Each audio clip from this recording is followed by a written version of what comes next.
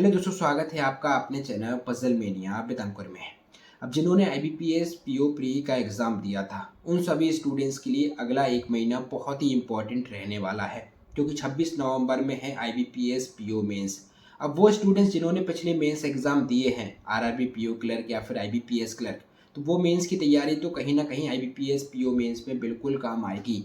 लेकिन वो स्टूडेंट्स जिन्होंने पिछले मेंस नहीं दिए हैं, डायरेक्ट आईबीपीएस पीओ मेंस की तैयारी कर रहे हैं, तो वो किस अप्रोच के साथ अगले एक महीने में तैयारी करें जिससे कि वो आईबीपीएस पीओ मेंस लेवल की तैयारी कर सकें। देखो दोस्तों, अगले एक महीने में पहला टारगेट जो आपको रखना है ना, वो रखना है करंट अफेयर्स को कैसे डिटेल में तैयार कर सकें।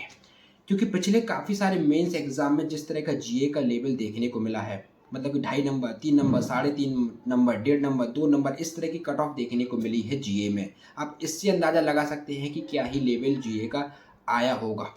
लेकिन ये भी इग्नोर नहीं कर सकते हैं कि अगर कोई भी स्कोरिंग सब्जेक्ट हो सकता है तो वो है जीए और इंग्लिश, क्योंकि आईबीपीएस पीओ मेंस का एग्ज़ाम है।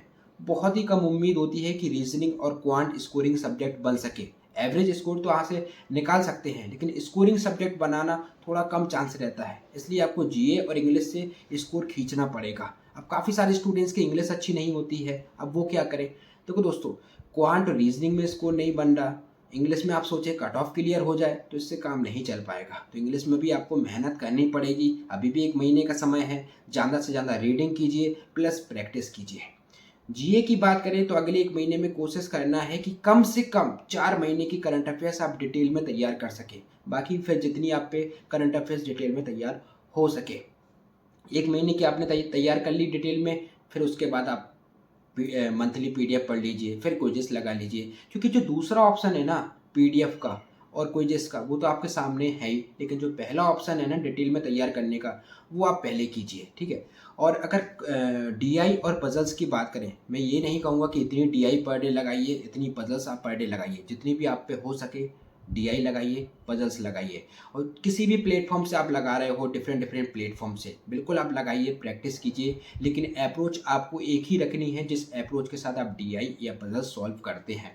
इसके अलावा कोई भी डाउट है आप डायरेक्ट इंस्टाग्राम पे भी पूछ सकते हैं। इंस्टाग्राम आईडी है पजल मेनिया बितंकुर, आपको स्क्रीन पर भी इंस्टाग्राम आईडी मिल जाएगी।